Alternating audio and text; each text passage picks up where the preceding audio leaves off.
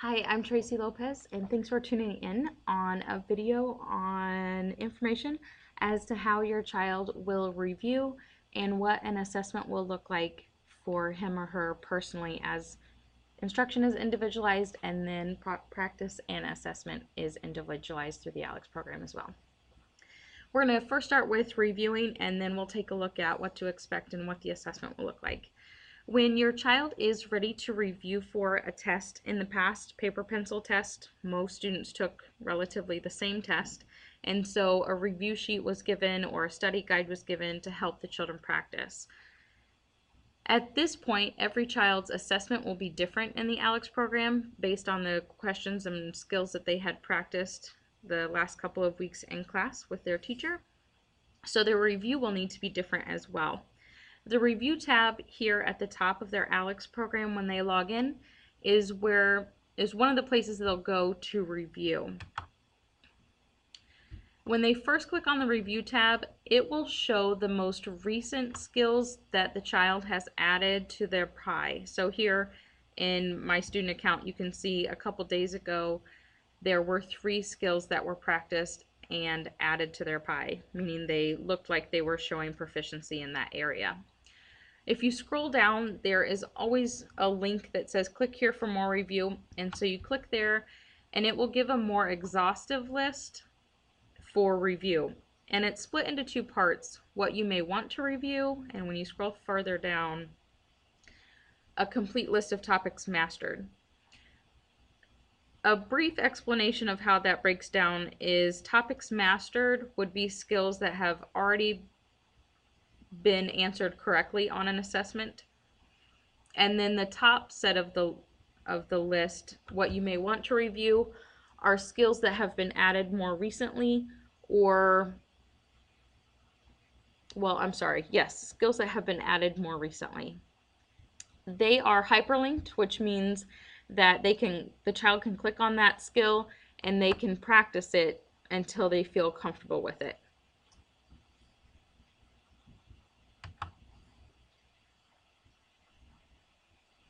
The screen that I was at previously that just had the most recent skills that have been practiced, right now students won't really need to practice those skills on a daily basis when they pop up, but later in the year when the skills are harder and they're only doing maybe 1 or 2 skills a day, it will be important that when that screen pops up when they log in, that they be practicing those skills at night or when they come in the next day, so that those skills really get that extra practice that they need. But in general, just talking about practicing the day or 2 before the assessment, this child will use the review tab. If you're ever at a blank point and you can't get to where you want to, scroll all the way down and click done. Sometimes that's a little bit hidden and hard for the students to see.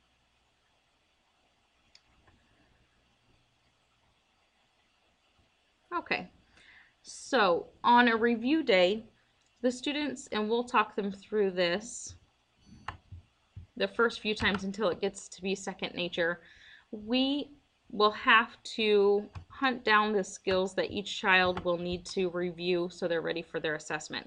And we will do that by going to the report tab up at the top,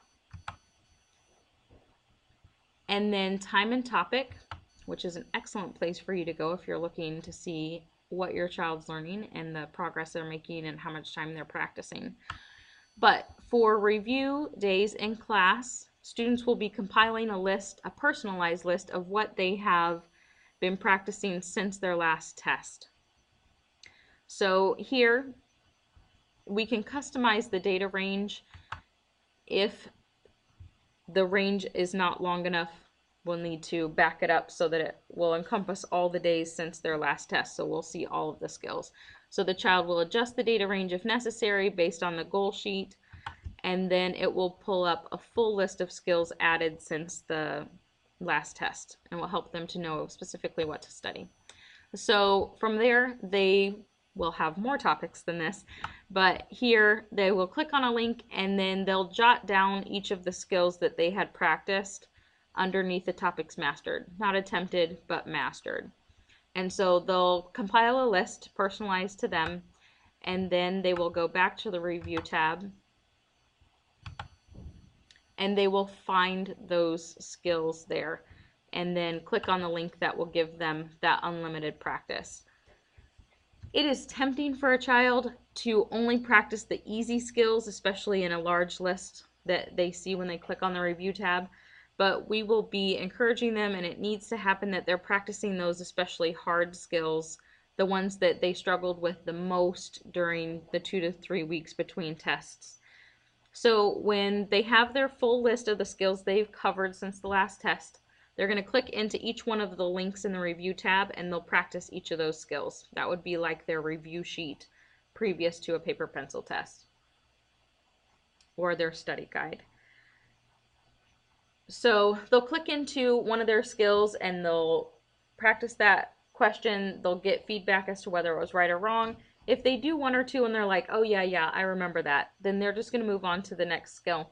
When they get to a harder skill, they will need to practice that 2 or 3 or 4 times, and they are welcome to use their notes to kind of refresh things and get things back into their mind so they are comfortable and ready for that assessment.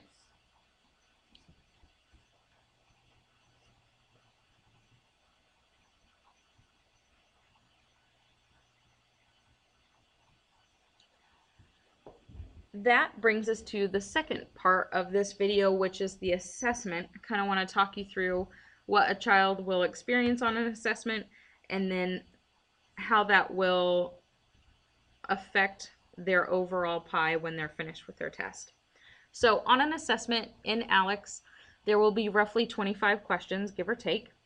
There will be 3 types of questions in my mind on an ALEKS assessment. Most of the questions of those 25 questions cover skills that were recently practiced by the student. There will be some review questions, questions that they had shown mastery on their pretest or on a previous assessment, and those just kind of like a spiral review.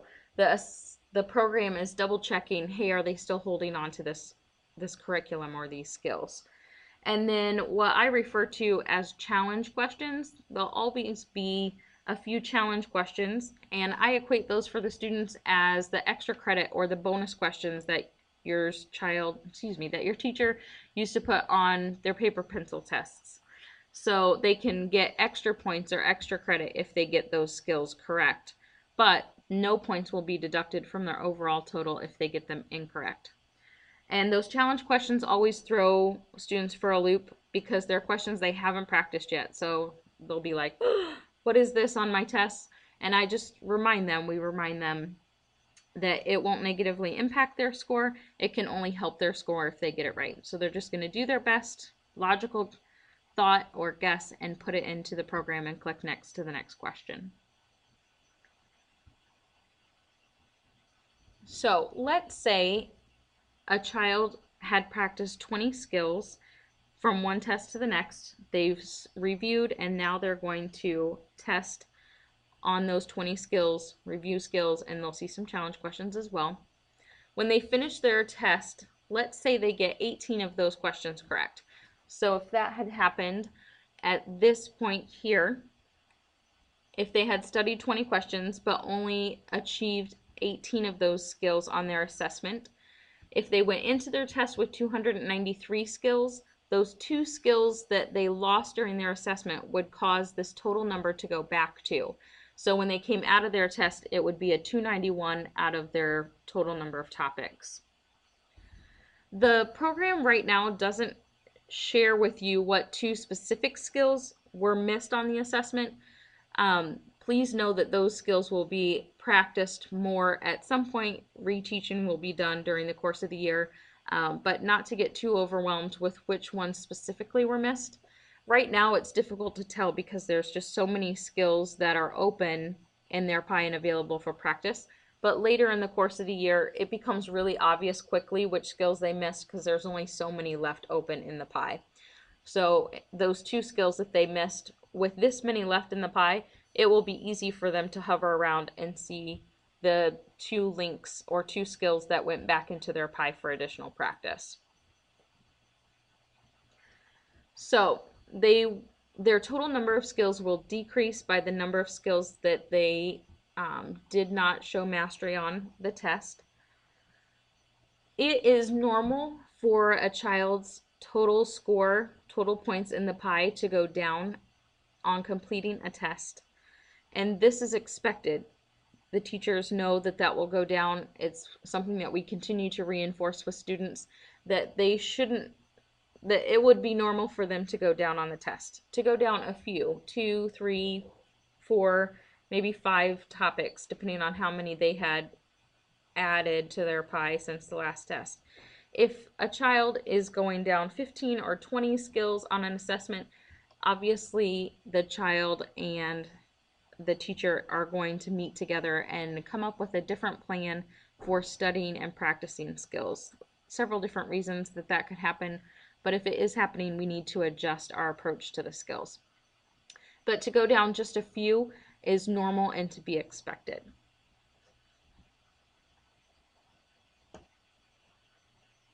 I hope that helps you understand how the assessment will work and how that makes the total number of skills adjust up and down during the assessment. One other thing to be noted on the assessment, once they enter an answer, it's not possible to go back to re-enter that answer. So it's important that your child does their very best to answer the question before clicking next to move on to the next question in the assessment. I hope this helps you understand how your child will be reviewing and how the assessments will run in the ALEKS program. Thank you.